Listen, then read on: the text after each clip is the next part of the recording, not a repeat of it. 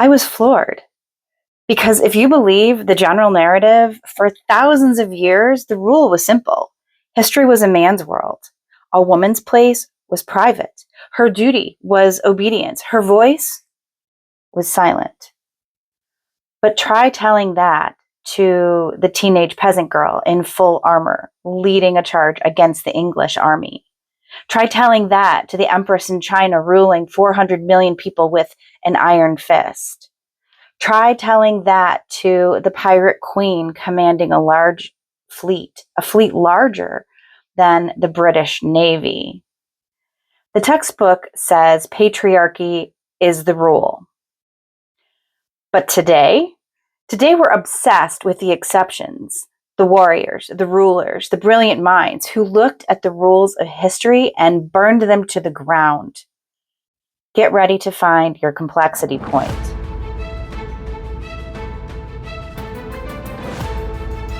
Welcome back to AP History Help. I'm your host, Wendy, and today we're tossing out the generalized textbook narrative and digging for gold. We're going to take a deep dive to the role of women in history, specifically AP History classes, which expect you to understand the typical patriarchal societies, but also the exceptions to that. First, how were your holidays? I hope you were able to get some rest amongst the chaos. Is the first semester behind you, or is it a couple weeks away? Regardless, the AP exam is just 4 months away. Euro is May 4th, AP World is May 7th, and APUSH is May 8th. And trust me, the tests wait for no man or woman or student, and they will be here before you know it. Be sure to subscribe to the podcast if you don't already. Also, if you follow me on the socials, TikTok, Instagram, YouTube, I post daily shorts that are meant to help you succeed in the course and on the exams. And I've got a DBQ class starting soon on OutSchool. If you're interested, the link to sign up is in the show notes and on my website. And last but not least, I am planning to go live once a week on my TikTok to answer any and all questions you might have about whichever AP History course you're taking, the exam, study habits, pretty much anything. And one last thing, a shout out to John, who lives in Istanbul, Turkey, formerly known as Constantinople, for the very nice and definitely appreciated email. You too can email me at wendy@aphistoryhelp.com. Let me know where you are and what value you get from listening to the podcast. Come on in, class. It is time to start another episode of AP History Help, the podcast for students and teachers navigating the complexities of AP Euro, AP US, and AP World. And of course, just plain lovers of history. I am so glad that you are here. When we survey the vast majority of human history across AP World, Euro, and US, there is a depressing and undeniable trend. We call it patriarchy. For millennia, in most agricultural and industrialized societies, women have been legally, economically, and socially subordinated to men. They have been relegated to the private sphere of the home, shut out of political power, and defined by their relationships to fathers and husbands. If you write an essay that just says that, you're technically correct, but you're also boring. Sorry. And more importantly, you're missing the nuance that College Board graders are desperate to see. History is not a monolith. Today's episode is dedicated to the exceptions, the women who grabbed power, the societies that operated differently, and the voices that shouted back. Grab your notebooks because these are your best pieces of evidence for complexity. Let's dive in. Before we look at famous individuals, we need to look at whole societies that buck the patriarchal trend. This is heavy AP World History territory. The general rule in world history is that once humans started farming, the Neolithic Revolution, patriarchy intensified. Men controlled the heavy plows and the land ownership. But if you look at nomadic or pastoralist societies, things were different. Look at the Mongols in Unit 2, because AP World, because the men were often away hunting or fighting. Mongol women had to run the economy of the camp. They were skilled horse riders. They held significant influence in tribal councils, and they could inherit property. They weren't equal to men, but they had far more agency than their contemporaries in settled China or Europe. We also see exceptions in Southeast Asia during the post-classical era. In places like Vietnam and parts of Indonesia, women were actively involved in trade and commerce. They held the purse strings, in fact. When Chinese tried to impose Confucian gender norms on Vietnam, the fiercest resistance often came from women, like the famous Trung sisters back in the classical era. And in many pre-colonial African societies, especially West Africa, we see matrilineal systems. This doesn't mean that women ruled, but it means descent and inheritance were traced through the mother's line.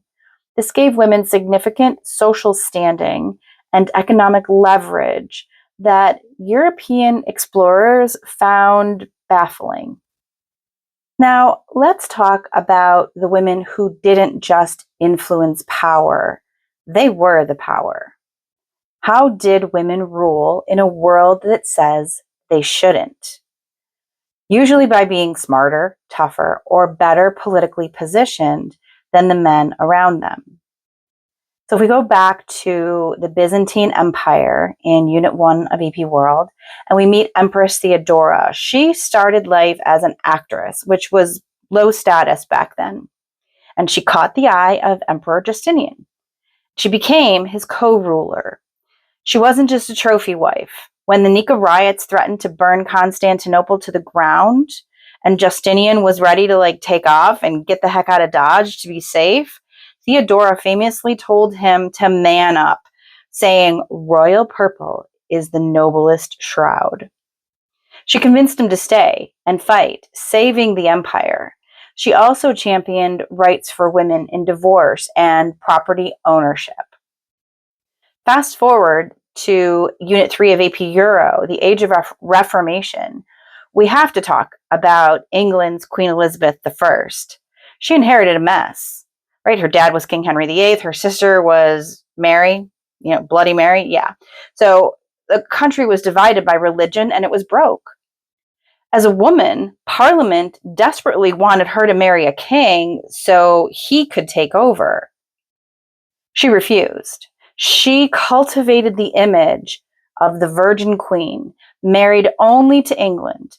By refusing to marry, she kept her power absolute and played foreign powers against each other by dangling the possibility of marriage alliances.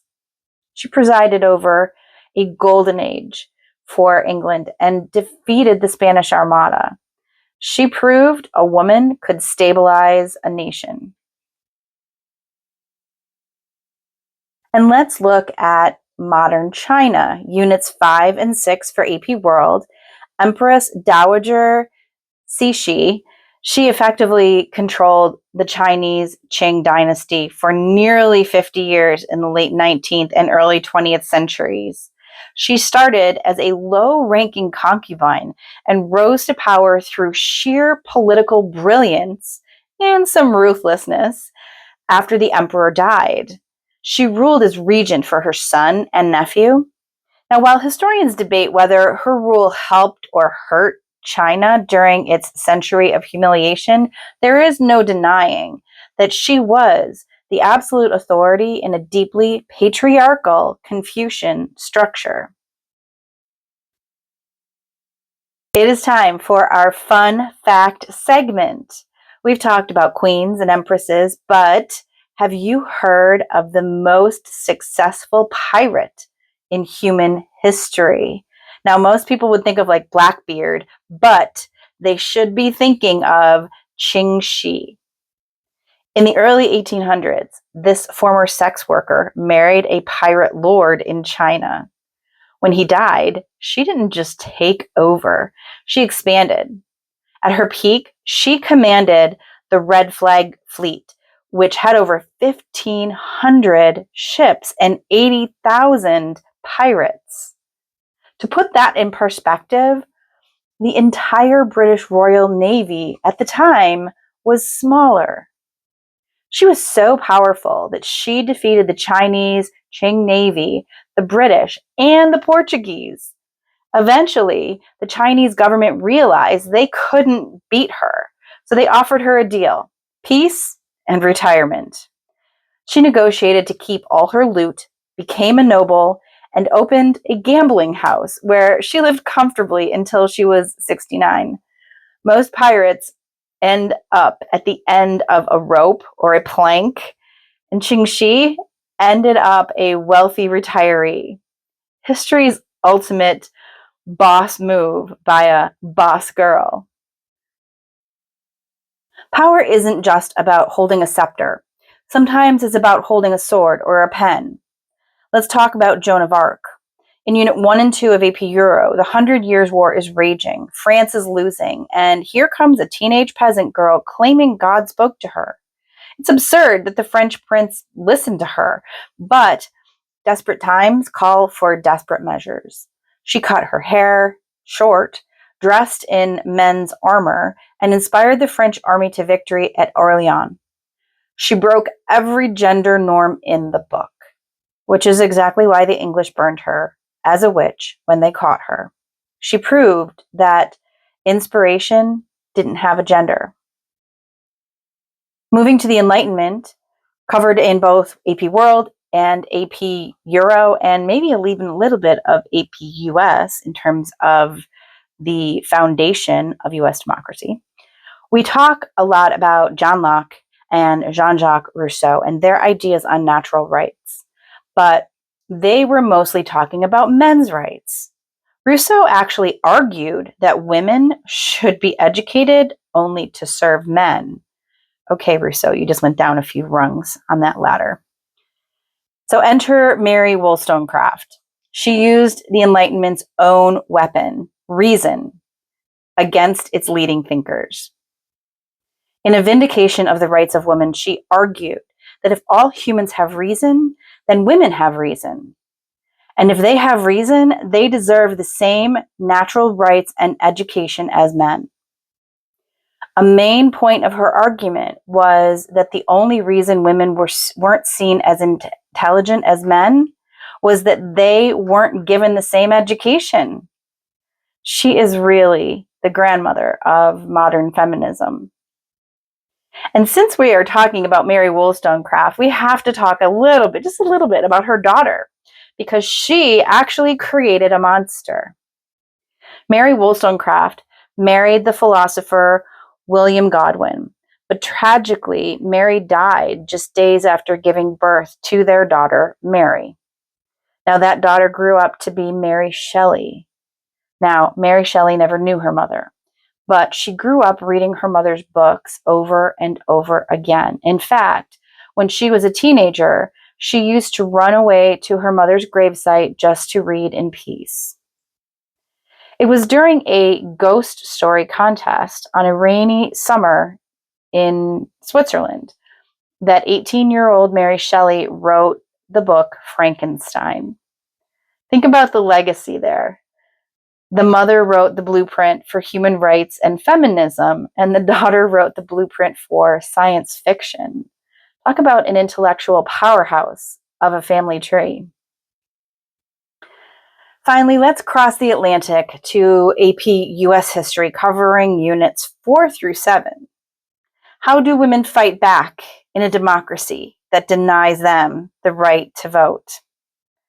In the early 1800s, America adopted the cult of domesticity, glorifying the woman's role in the home. But ironically, this moral superiority gave women a platform to join reform movements like abolitionism and temperance. When women found they were sidelined in the anti-slavery movement because of their gender, they realized they needed to fight for themselves. This brings us to the dynamic duo of APUSH Unit 4 and beyond, Elizabeth Cady Stanton and Susan B. Anthony. In 1848, Stanton helped organize the Seneca Falls Convention. They brilliantly drafted the Declaration of Sentiments, modeling it directly on the Declaration of Independence, stating, "We hold these truths to be self-evident, that all men and women are created equal." Stanton was the writer and the philosopher. Anthony was the organizer and speaker who traveled the country. They spent 50 years fighting for an amendment for suffrage, facing ridicule and arrest. They didn't live to see the 19th Amendment pass in 1920, but they built the machine that made it possible. Why does all of this matter for your AP exam? Because no matter which history course you are in, the essays want you to demonstrate a complex understanding of the past. If you get a prompt about social structures in the post-classical era, don't just write about patriarchy. Write about patriarchy and then bring in the Mongols or Theodora as evidence that it wasn't universal. If you write about the Enlightenment, don't just list John Locke. Mention that his ideas were limited and use Mary Wollstonecraft to show the counter-argument. These women and societies are your ammunition for that complexity point on the DBQ and the LEQ. They allow you to use the magic words, however, although, and despite. History, it's about connections. It's about patterns, but it's also about the people bold enough to break them. We're out of time. Remember, if you want to organize your thematic notes on topics like gender, check out my Student Success Planner available on Amazon or my website, aphistoryhelp.com. It will definitely help you keep the content organized and your attention focused on the most important aspects of the course.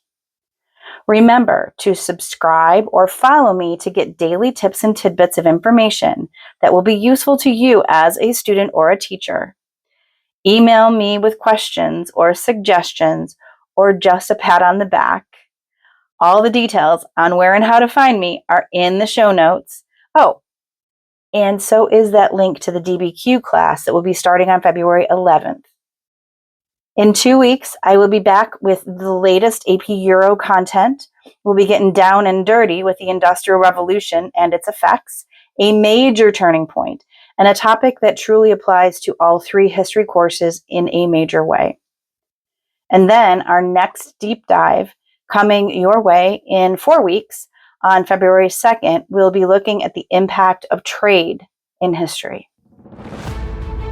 And with that, this episode of the AP History Help podcast is now history.